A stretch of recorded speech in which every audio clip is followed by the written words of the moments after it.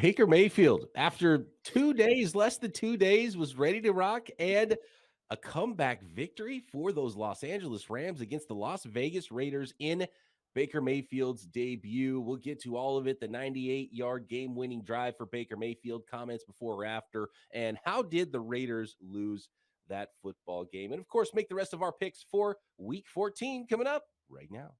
NFL analyst Brian Peacock and former NFL scout Matt Williamson bring you expert NFL analysis every day in less than 30 minutes. Get an inside look into the NFL on the field and in the front office. With elite breakdowns, next-level analysis, and in-depth information only for the real NFL fans. This is Peacock and Williamson, and it starts now.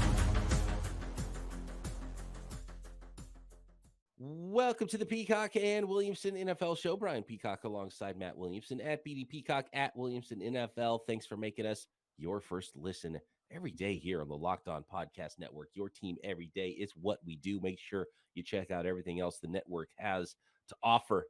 How about it, Matt? Baker Mayfield and the Los Angeles Rams with a 17-16 win over the Las Vegas Raiders.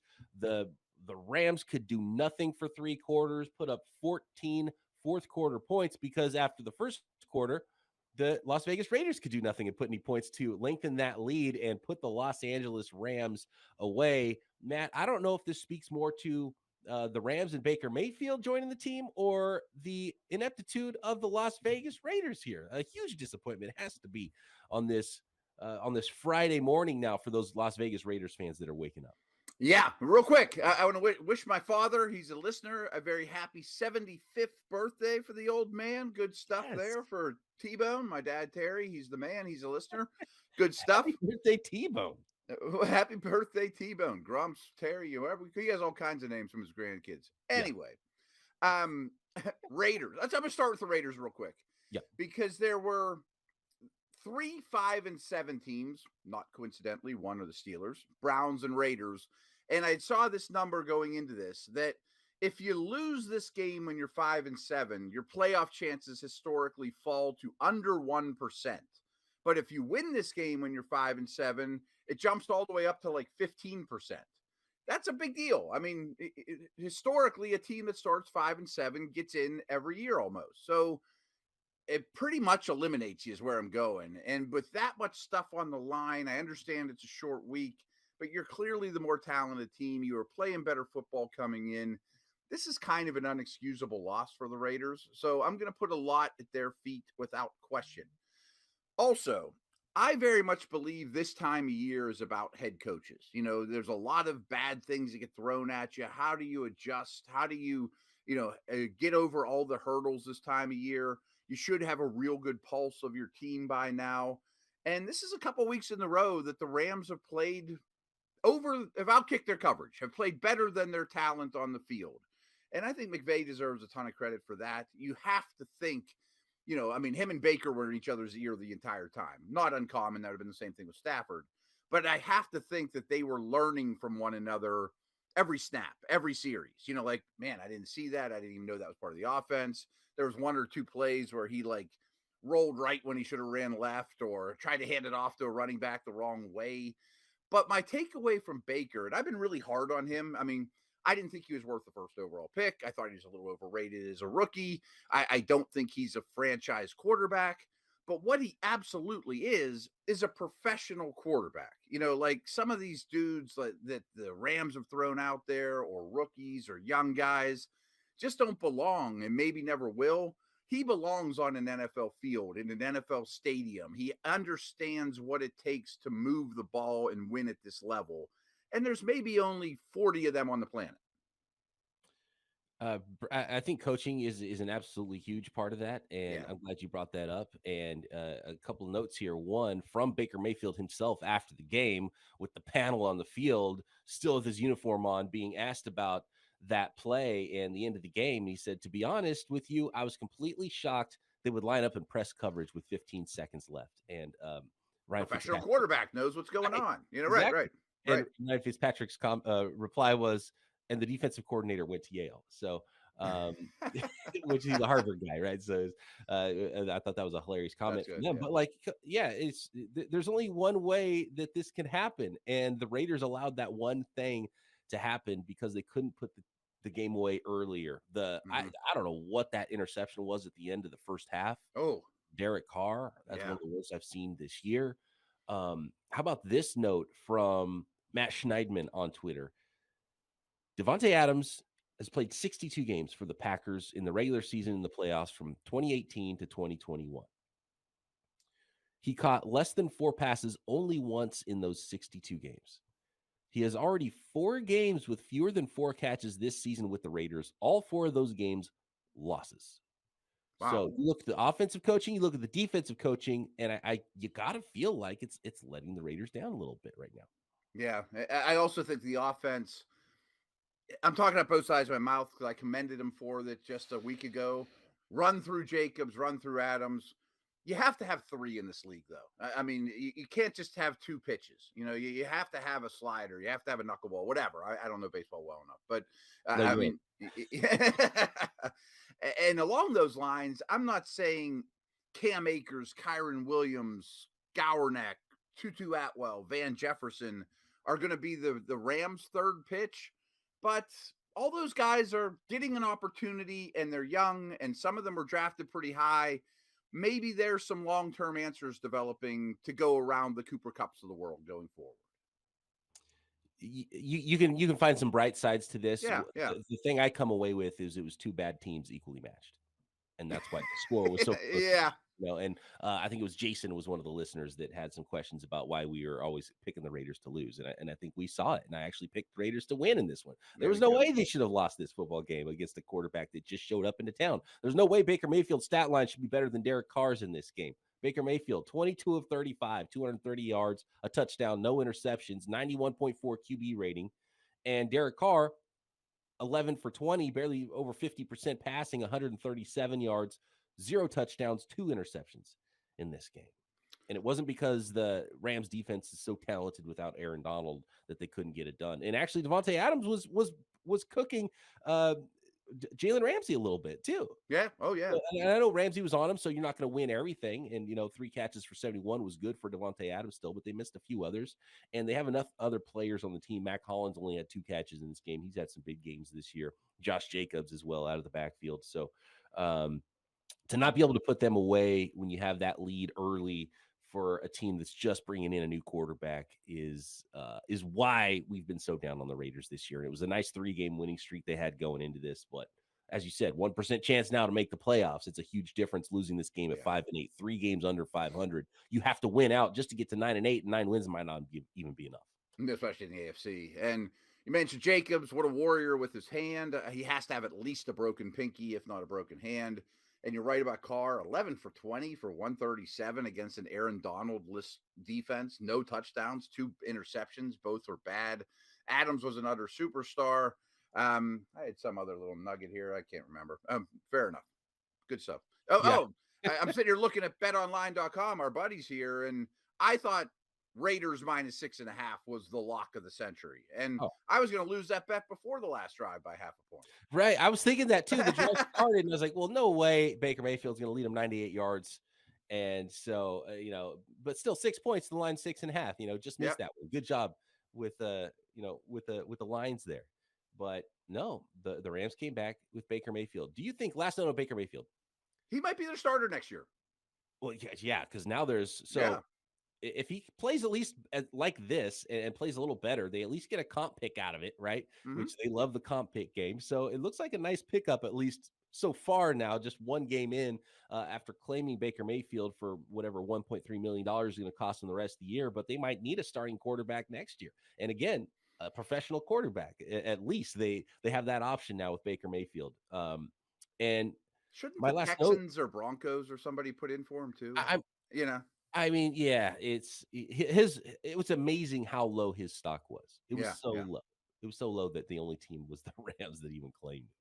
That means the other teams that might have had interest was like, oh, we'll give you a couple $100,000 minimum market, right? Like, whatever the veteran minimum for the last 5 games is.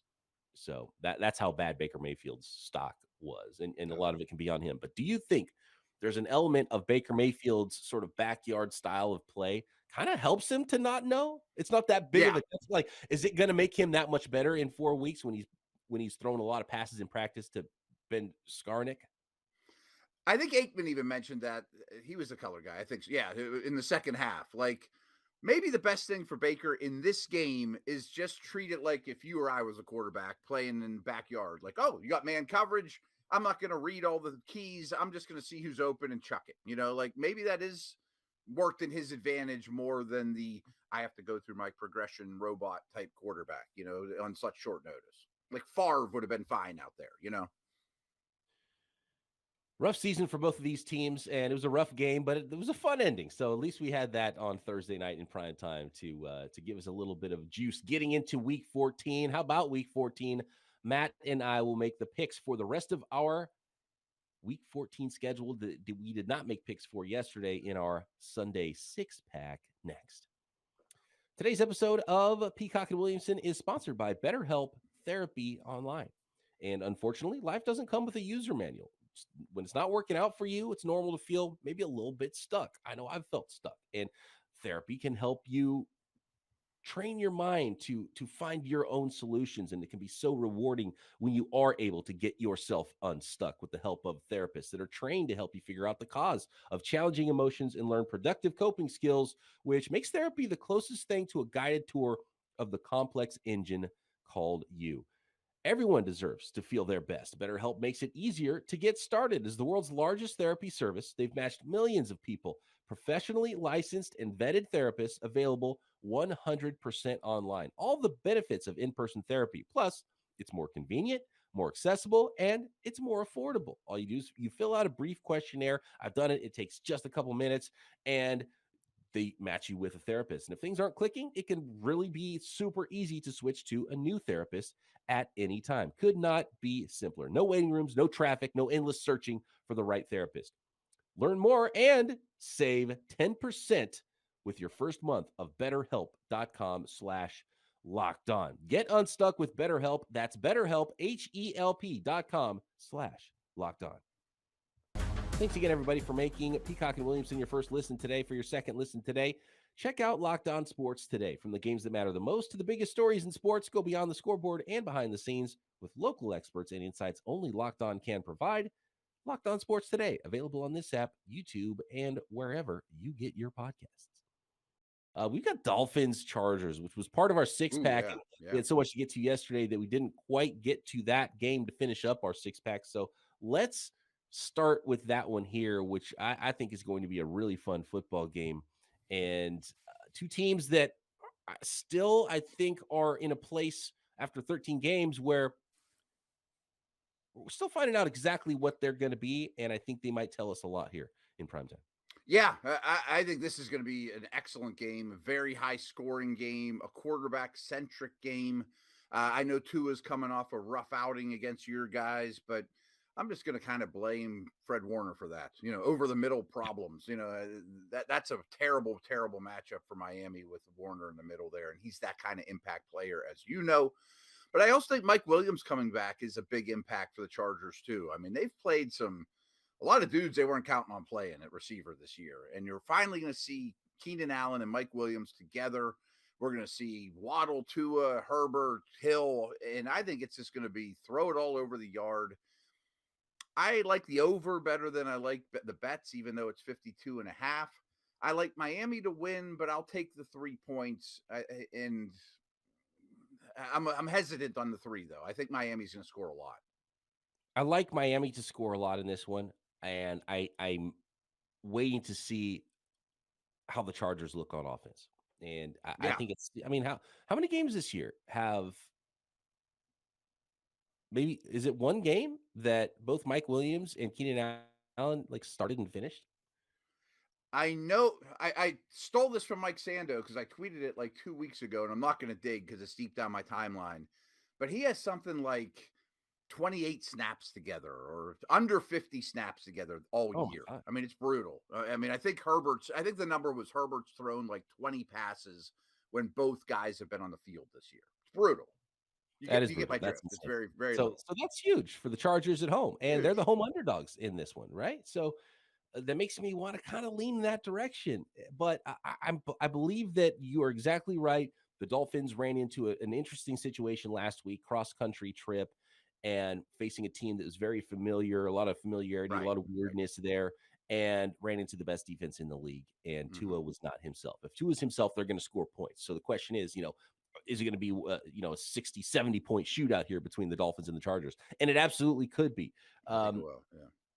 But I do like the Miami Dolphins in this one, and I don't know if the Chargers have that home field advantage enough to make me think that it's going to swing big time in the other direction just because of where it's being played. But Justin Herbert having both his weapons back is huge, and so that's why this game is going to be so fun. But yeah, reluctantly, I'm going to go with the Dolphins. But this is a popcorn game for me this week. And Tua doesn't have to deal with Nick Bosa, or for that matter, his brother Joey in this Or one. Joey, yeah, they'll both be happy about. Yep.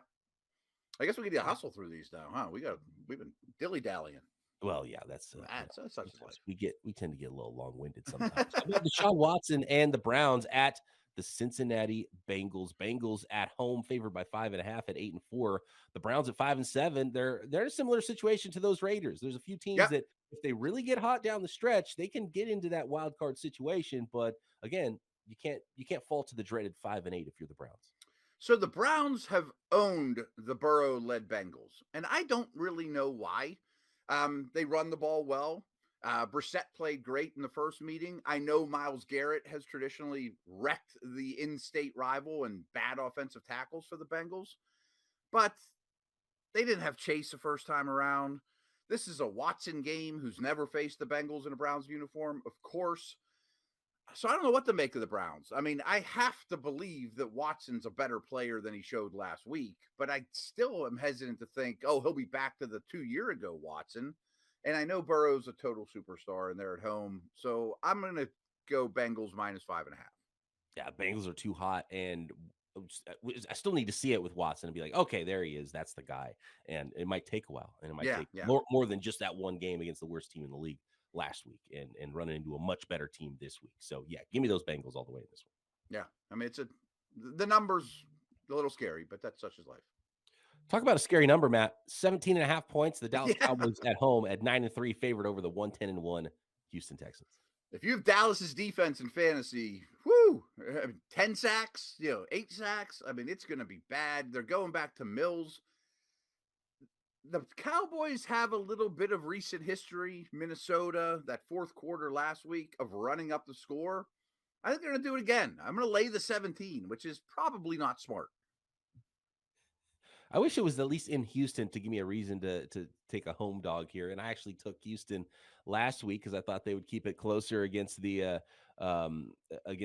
Cleveland Browns in Watson's comeback debut, and everything looked right. And Watson was rusty, and they had a 5-0 baseball score lead there early in the game, and they still got whooped. So you almost have to give up the points. They almost can't make the line big enough. That's why this is got to be the biggest line I've seen this year. I can't remember a line anywhere close to 17.5. There's some big lines earlier on in the season, but this is huge. And I don't want to, I wouldn't put my money on it just because it's so big, but you have to pick one. I just don't have any confidence. And the Cowboys been blowing people out and not shy about doing it. Exactly. I some maybe the offseason, we need to get a Vegas expert on. Like, how do you really make this line that you can convince people to bet on the Texans? Could it go up to 20? I mean, I don't know how you do that from a Vegas perspective. That would be very interesting. It's like, how do you set those initial lines in a game that's like this to get anybody? Because traditionally, you want people to bet 50-50 on your lines, and you've done a great job if you are and that's why lines move, right? Because if there's too much money coming on one side, they're like, okay, well, it's too far that way. It's going to go this way, until they're trying to get more 50-50 people betting on both sides of the line. I mean, if this opened at 12, I would run to the window to bet on Dallas, and they're probably like, wow, that's not close to big enough. Put up to 20. At a certain point, just so few games end with 3 touchdown wins, even bad teams against good teams, because you kick it into neutral in the second half and put in your backups and things like that. So that's why it's even hard to go much higher than 17.5, which makes you want to kind of put the Texans in there, but you just can't do it. Right. 100%. There's no way I could bet on the Texans in this game, probably no matter what the number was. Almost. How about the Jaguars at the Titans with their recently fired GM John Robinson in Tennessee. Tennessee at home at 7-5. Mike Vrabel said he didn't have anything to do with it. It was all ownership, and he found out about it and said, "Okay, yes, man, that is what you say as owner, and that's what's going to happen." I don't know if I find it a little bit hard to believe, but that's what Vrabel's story is. And Vrabel's Tennessee Titans now favored by 3.5, hosting the 4-8 Jaguars. We think Lawrence is playing. He hasn't practiced all week. So, and it's your CJ Beathard. If it's not, I don't know if he's playing or not. I'll take the Titans. And this is just, even if Lawrence is playing, Derrick Henry destroying Jacksonville and Houston. I mean, there's just so much evidence of him doing that 4 times a year. I think this is another one. I'm with you. Give me the Titans. Give me the Titans. And maybe everyone straightens up a little bit with the Titans, right? Yeah. Like gets fired. The guy that drafted you got fired. If you're a player, you're like, oh my God, if that guy can get fired, like I can get cut quickly, right? I better straighten up and play some football, or else I'm not going to have a job here next year. That's a good point. I mean, it probably puts the whole facility on alarm. You got to put some film out there for the next GM. That too. How about the Baltimore Ravens at your Pittsburgh Steelers, Matt? Ravens are the underdogs at 8-4 here. Steelers at home favored by 2 points at 5-7 against those Baltimore Ravens, which will not have Lamar Jackson this week. So I already made my official prediction for Steelers.com, and I had Steelers 13, Ravens 10. So I didn't even know the line was 2. So I guess I'll take the Steelers -2. Although in a game like that, Justin Tucker scares the heck out of me, of course. Yeah. But this game is going to be run, punt, run, punt, physical, beat the crap out of each other, old school Ray Lewis versus Ben Roethlisberger, Troy Polamalu type game. Ugly. So what I'm hearing is you go to BetOnline and smash the under. Well, yeah, it's 37. I mean, it's a low number, but yours is only I have it really low. It's not 23. Yeah. But yeah, that's why the over-under is low in this game, and I tend to agree with you. Which means to me, whenever that tight and you got a kicker like Justin Tucker, I'm going to take the Ravens and take those points because if all they have to do offensively, even without Lamar Jackson, is score 1 touchdown and kick a couple field goals, and that might be enough. Then I'll take a couple extra points there to get me over that against the Steelers. So yeah. Steelers have a 4-game winning streak in the series. This will be the exact opposite of that Dolphins-Chargers game. Oh, yeah. Next, we've got a few more games. Chiefs, Broncos. We got Panthers, Seahawks, and some playoff implications here as we get late in the season. Week 14 next. Prize Picks. What is Prize Picks? Well, it's daily fantasy made easy. How easy is Prize Picks? All you do is pick 2 to 5 players. You're not picking an entire roster of players. You find any sport you want. You see projections you like. You pick 2 to 5 and win up to 10 times your money on any entry. How easy is it to enter? Well, entries can be made in 60 seconds or less. That's how easy it is to play Prize Picks. If your season-long fantasy teams have gone in the tank, you can play daily fantasy. It's called daily because you can play every stinking day. Not only NFL projections available, of which there are a ton of in any game you want to go to. Tons of projections for the NFL at Prize Picks.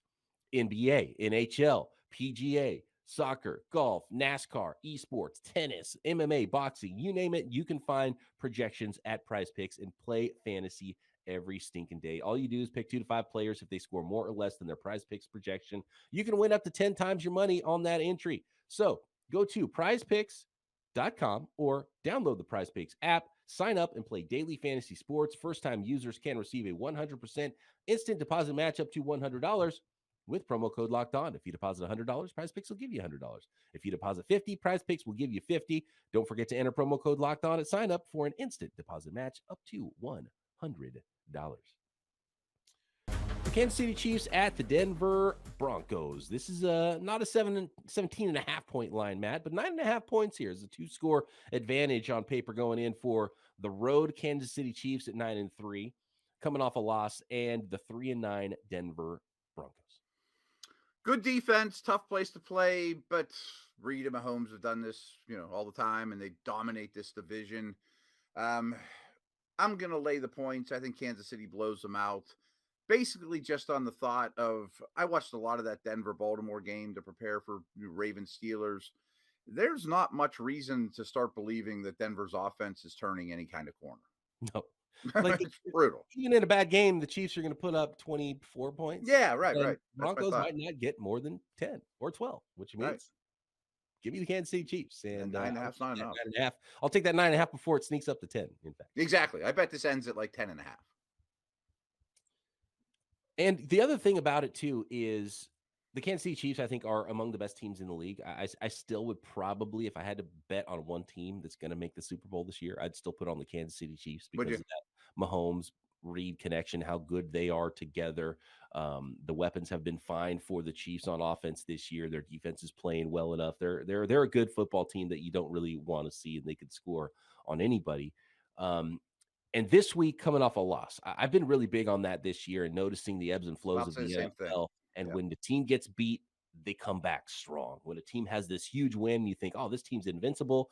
Suddenly, the next week, they don't look quite as invincible. Things change so much over the course of a week. And I don't know if it's just, sleep cycles or what it is. The ball bounce is funny, and sometimes games take on their own persona on the field every single week, every single game. It just is so different. But the Chiefs coming off a loss, I'm going big on the Chiefs this week. It's funny. I was about to say the exact same thing, and I was going to even ask our Twitter audience, maybe someone could find this information for me, because I would love to know the Chiefs' average margin of victory the week after a loss with Mahomes. I bet it's big, real big. It might be even over 9.5. Yeah. I'm thinking it's a blowout, but I have no clue. It's just a hunch. Seattle Seahawks favored at home, as they should be, by 3.5 points against the 4-8 Panthers, who are back into the old. It's like, oh, never mind, forget everything we did. It's the Sam Darnold era again for the Carolina Panthers. Really strange situation over there. I was kind of anxious to bet on Carolina this week because I do like their defense. We've talked about that a lot. I think their O-line's rounding into shape. They have a formula with Foreman coming off a bye. Darnold played pretty well by Carolina quarterback standards, his last outing. But I hate that this is a cross-country road trip against a really good offense. I'll still take the 3.5, but I don't love this spot at all for the Panthers. I've become a believer in what the Seahawks are doing this year, and they just keep on doing it.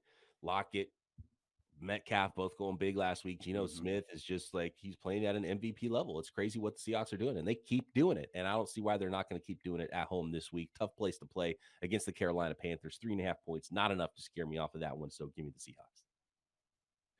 Monday Night Football, the New England Patriots at the Arizona Cardinals. 6-6 Pats and the 4-8 Cardinals. I don't think either one of these teams has a signature win this year where they really beat a good team. It seems to me that the Patriots get beat handily by good teams and edge out bad teams, which I give, Belichick all the credit in the world for, especially with somewhat of a broken offense. I think Arizona loses this game. I don't know how. They have better players. I mean, Belichick would kill for Kyler and Hopkins and Brown and these guys. I just think Belichick muddies this thing up and somehow leaves with a last-minute field goal and road trip, business trip in Arizona, turns around with a win.